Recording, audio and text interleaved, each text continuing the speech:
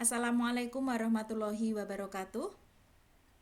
Selamat siang, selamat bergabung pada mata kuliah Interaksi Manusia dan Komputer. Perkenalkan, nama saya Ari Atma Magrianti, Sarjana Desain dan Magister Komputer, dosen dari program studi D3 Teknik Komputer, Universitas Sains dan Teknologi Komputer. Sebelum memulai perkuliahan, saya akan menyampaikan terlebih dahulu rencana program semester pada mata kuliah Interaksi Manusia dan Komputer. Jadi mata kuliah ini ada di semester 3 ya, yang wajib diikuti oleh seluruh mahasiswa D3 Teknik Komputer. Kemudian bobotnya adalah 3 SKS dan pastinya ada 16 pertemuan. Mata kuliah ini secara umum mempelajari pengetahuan mengenai perancangan antarmuka untuk perangkat lunak serta perannya dalam mewujudkan perangkat lunak yang tepat dan bermanfaat bagi usernya. Capaian pembelajaran mata kuliah atau CPMK yaitu yang pertama, mahasiswa akan mampu mengidentifikasi penerapan konsep perancangan interaksi, faktor dan karakteristik interaksi manusia dan komputer. Kemudian yang kedua, mahasiswa akan mampu merancang desain sistem interaktif berbasis grafis dengan konsep IMK. Dan yang ketiga, mahasiswa akan mampu mengintegrasikan desain IMK dengan prinsip usability dan hasil evaluasi dalam rangka mengikuti perkembangan tren pengguna. Selanjutnya, bahan kajian atau materi pembelajaran. Jadi, materi yang dibahas meliputi rancangan, implementasi, dan evaluasi antarmuka dengan pengguna perangkat lunak. Selanjutnya, materi-materi tersebut nanti akan dipecah-pecah ke dalam topik-topik yang lebih spesifik, ya, antara lain definisi perancangan interaksi, kemudian karakteristik manusia, karakteristik komputer, perancangan sistem yang interaktif, kemudian kegunaan dan prinsip perancangan, pemahaman akan kebutuhan perancangan, pengevaluasian, perancangan interaksi, perancangan antarmuka, serta implementasi dan perkembangan desain.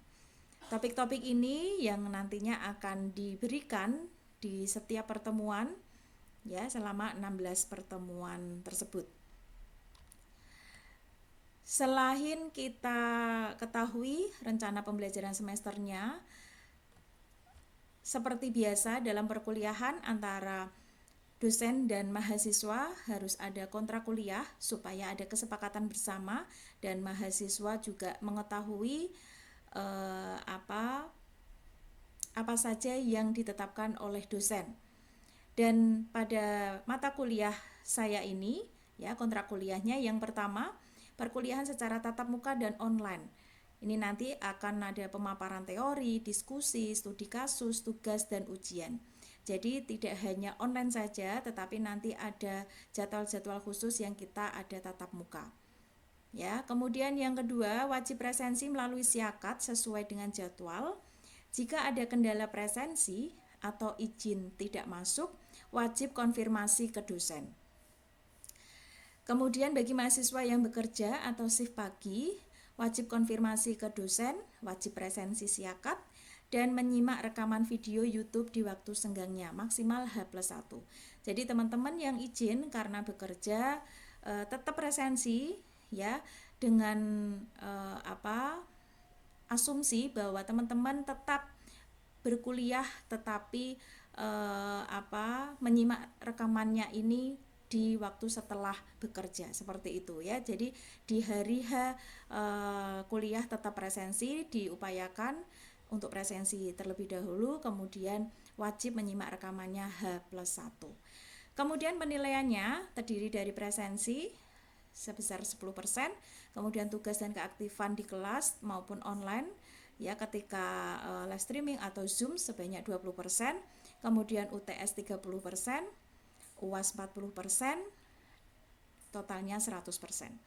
Jadi ini teman-teman mahasiswa wajib memperhatikan, jadi jangan sampai nanti ada nilai yang kurang sehingga akan berakibat harus ada remedi dan yang lainnya, ya. Kemudian yang keenam, info apapun di luar jam kuliah akan disampaikan melalui grup WhatsApp.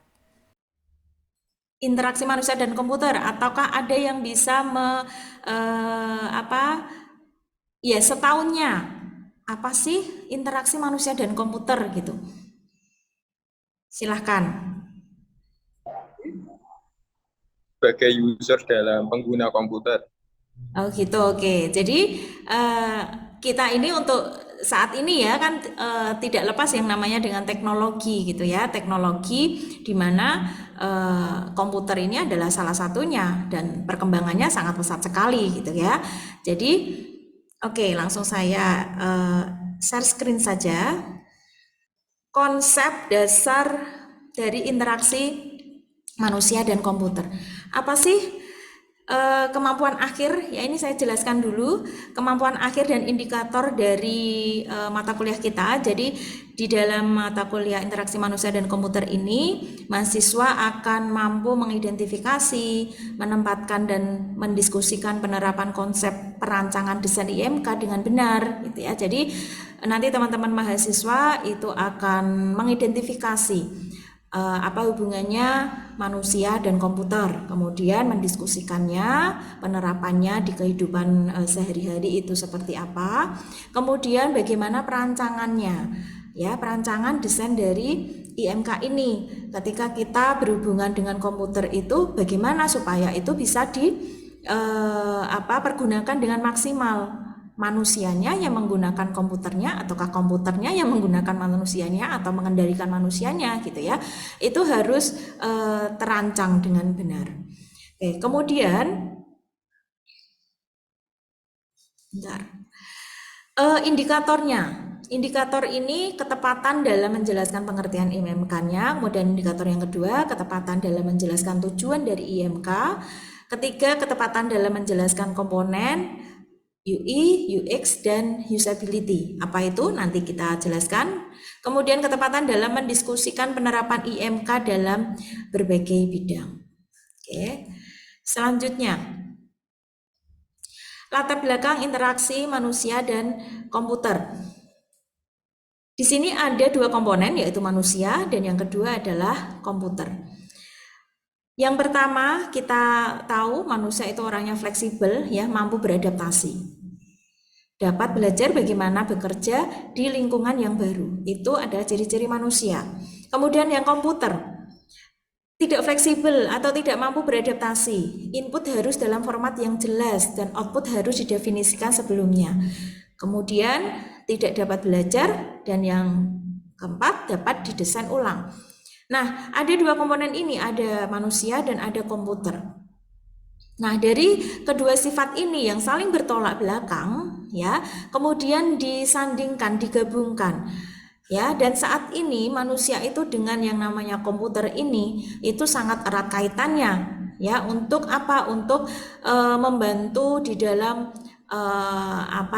kelangsungan hidup, bisa dibilang seperti itu. Karena apa? Karena sekarang ini tidak ada yang namanya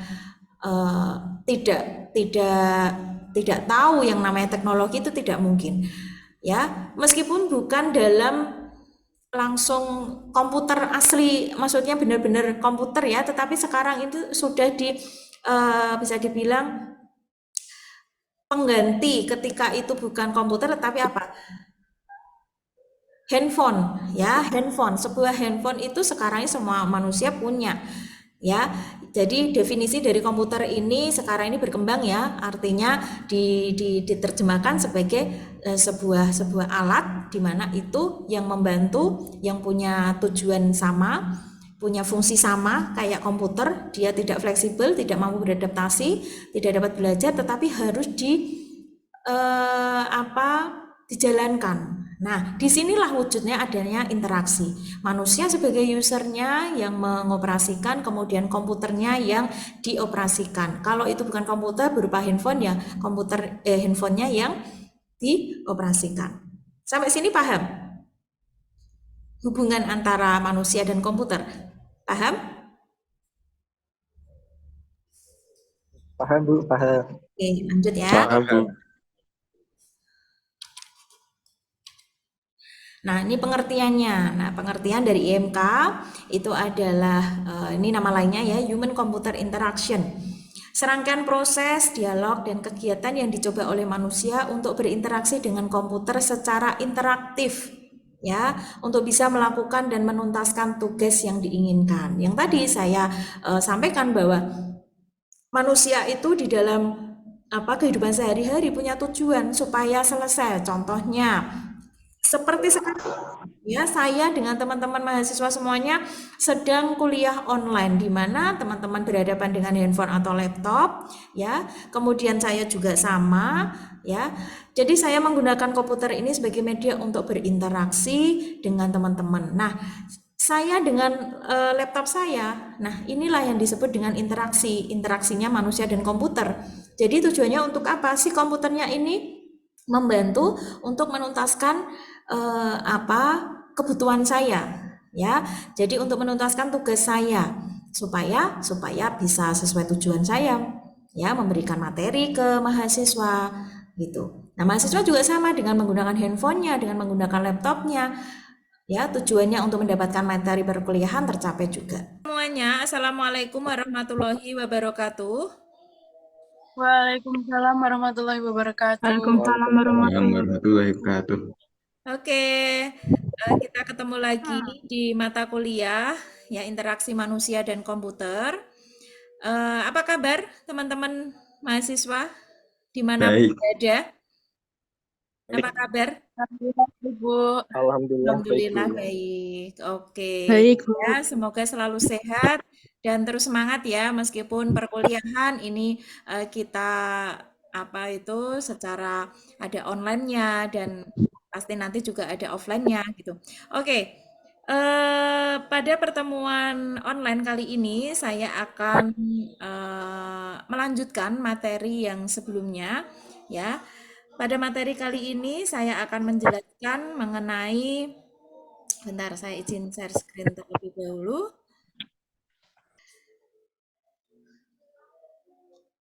Jadi materi pada pertemuan kali ini, online ya, secara online ini kita akan membahas mengenai faktor dan karakteristik manusia. Jadi minggu lalu kita membahas mengenai konsep dasar interaksi manusia dan komputer. Jadi teman-teman mahasiswa sudah paham apa hubungannya dan apa tujuan dari mata kuliah kita mempelajari tentang interaksi manusia dan komputer. Dan kali ini kita membahas mengenai faktor dan karakteristik manusia.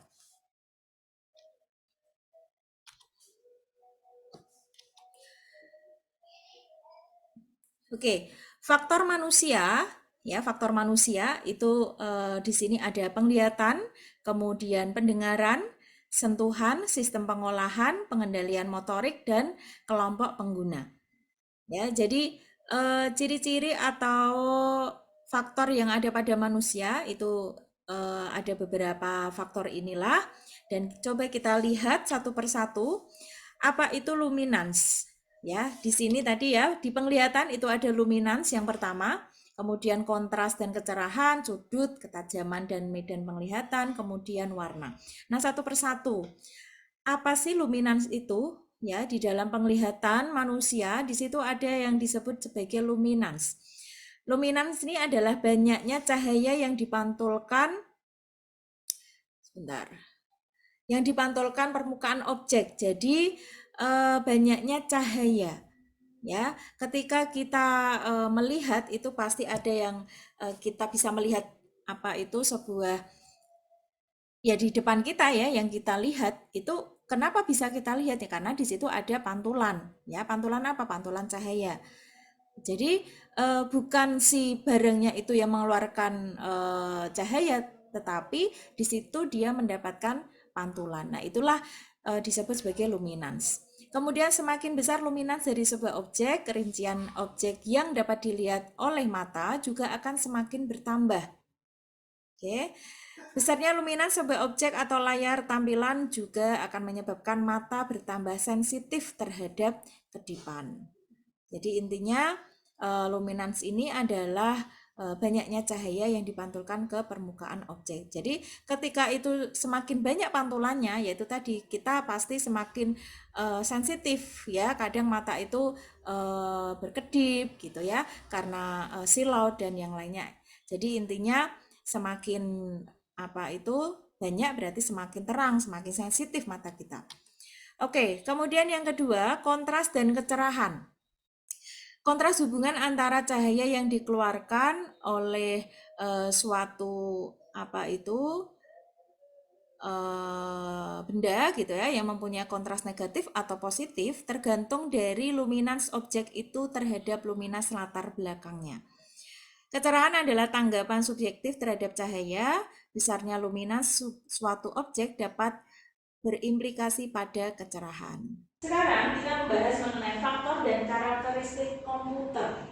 Jadi ketika kita menyandingkan ya, menggabungkan antara dua komponen ini, manusia dan komputer. Nah, apalagi saat ini ya, kita tidak bisa yang namanya lepas dari yang namanya arti di dalam komputer ini luas ya, tidak hanya ya komputer ini komputer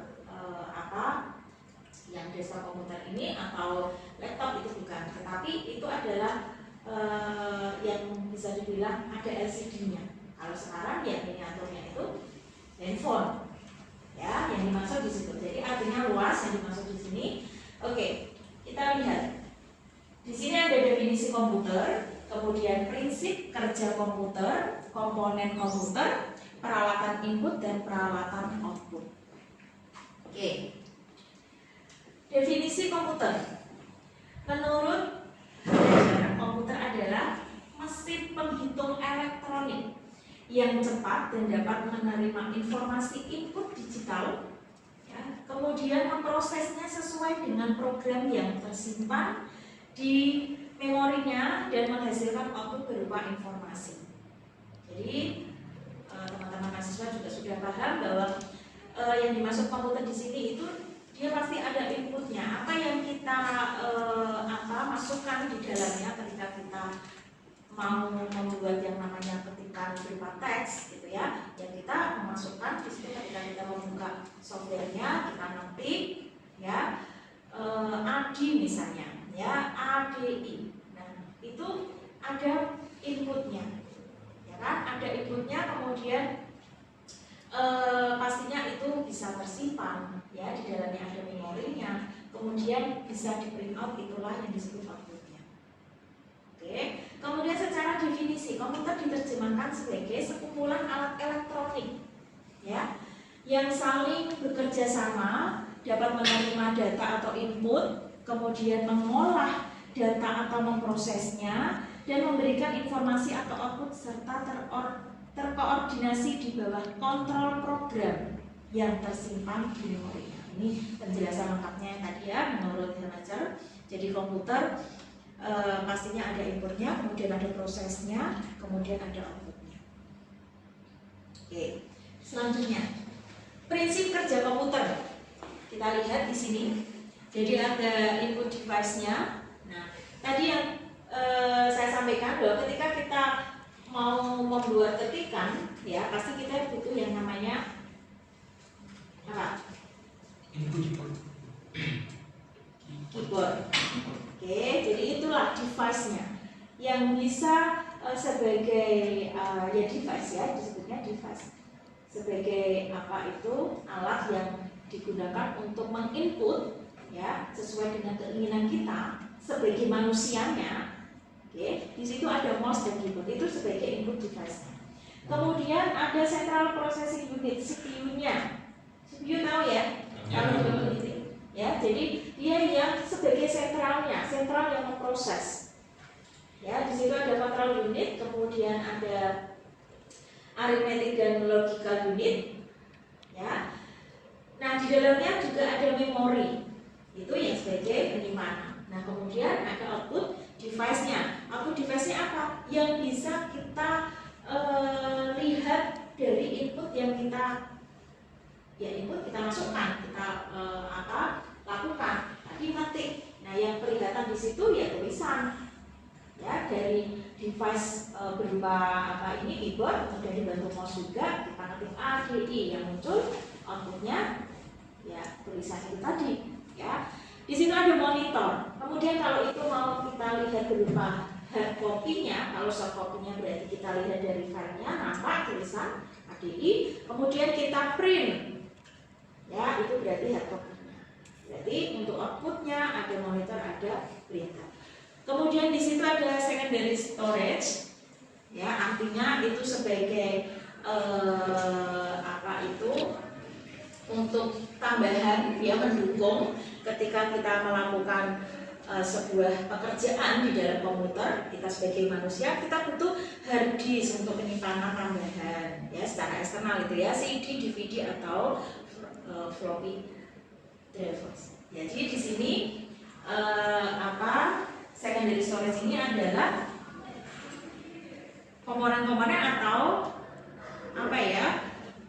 sebuah alat ya yang digunakan untuk membantu atau mendukung untuk penyimpanan.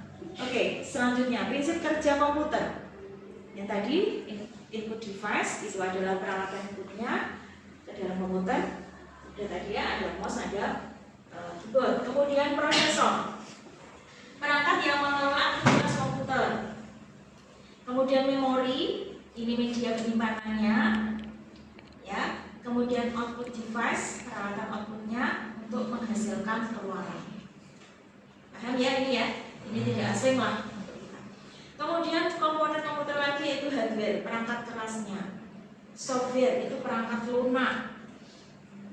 Hardware contohnya apa? Ya hardware itu ya contohnya ada monitor, ada keyboard, ada mouse, ada DVD, ada CD, ya termasuk CPU-nya itu adalah hardware, perangkat keras yang bisa kita pegang, ya alat. Software, perangkat lunak.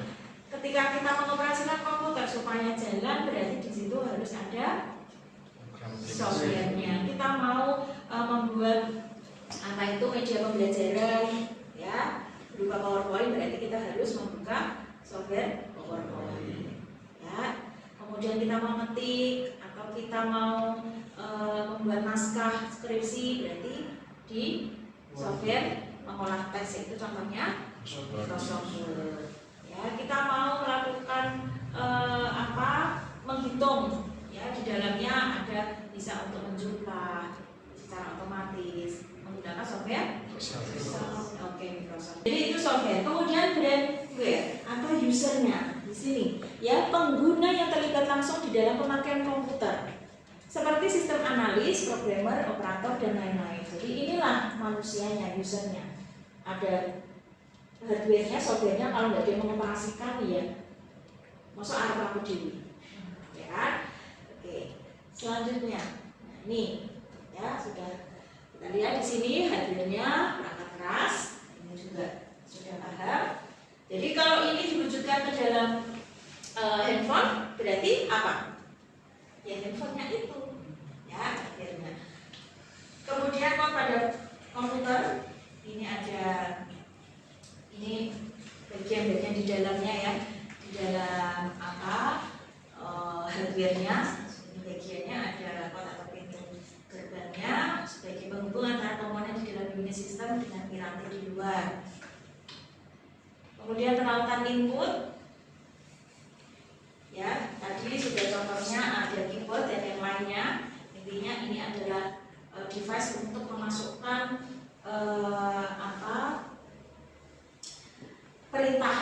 perintah dari si user. Ya, tidak akan bekerja device input ini kalau memang tidak diberi perintah. Ya tadi contohnya diperintah untuk ngetik, diperintah untuk menghitung. Nah, itu karena ada perintah dari user. Nah ini, ya ada keyboard, kemudian ada mouse, ada mikrofon. Nah ini scanner, ini juga hardware.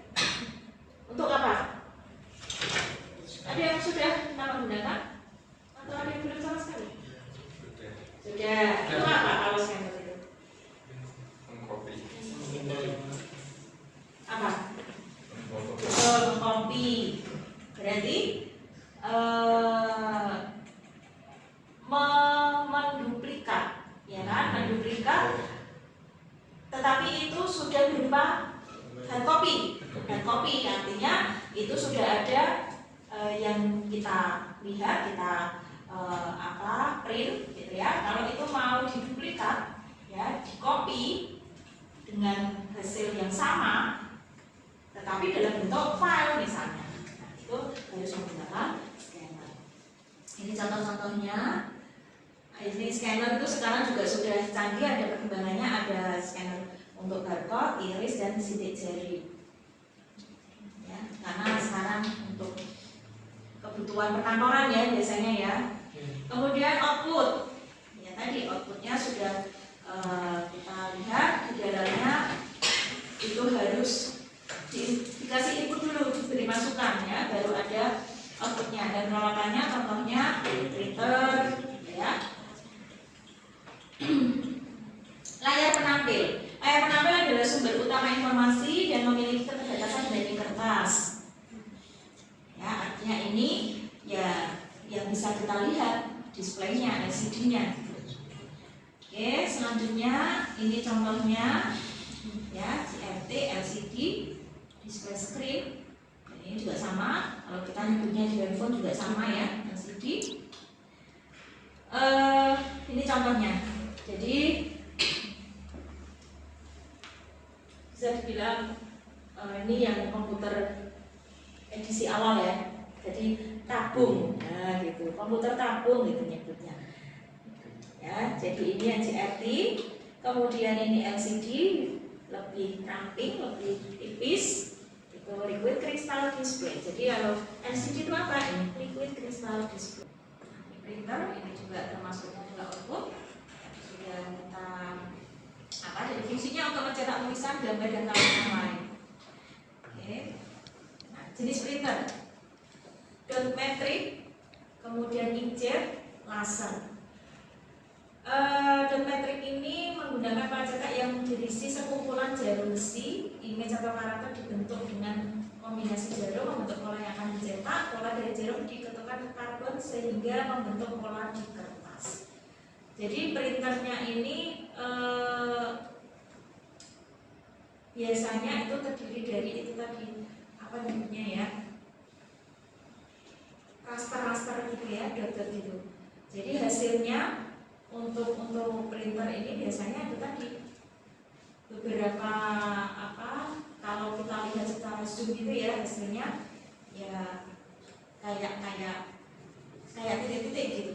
Hasilnya begitu. Kemudian inkjet itu yang pakai tinta, ya, pakai tinta. Kemudian kalau laser, ya, cara laser, simak. Nah, ini contohnya yang pakai biometrik yang kayak scanner barcode keluar gitu kan. Nah, itu. Jadi di dalam yang bekerjanya itu tadi. Nah, ini loh contohnya tulisannya. Titik-titik gitu kan. Nah, itu hasil dari biometrik impact printer. Nah, ini inkjet yang pakai tinta, laser. Ini 3D printer biasanya untuk nyekan produk-produk yang bentuknya 3D. Ini biasanya ini usaha-usaha yang memang dia menerima jasa print 3D. Kemudian speaker sudah tahu. Oke. Sampai sini ada pertanyaan sebelum saya tutup kuliah kita? Cukup? Oke. Saya akhiri, kita ketemu di pertemuan berikutnya ya. Sehat terus untuk kita, jangan lupa untuk tetap menjaga kesehatan ya.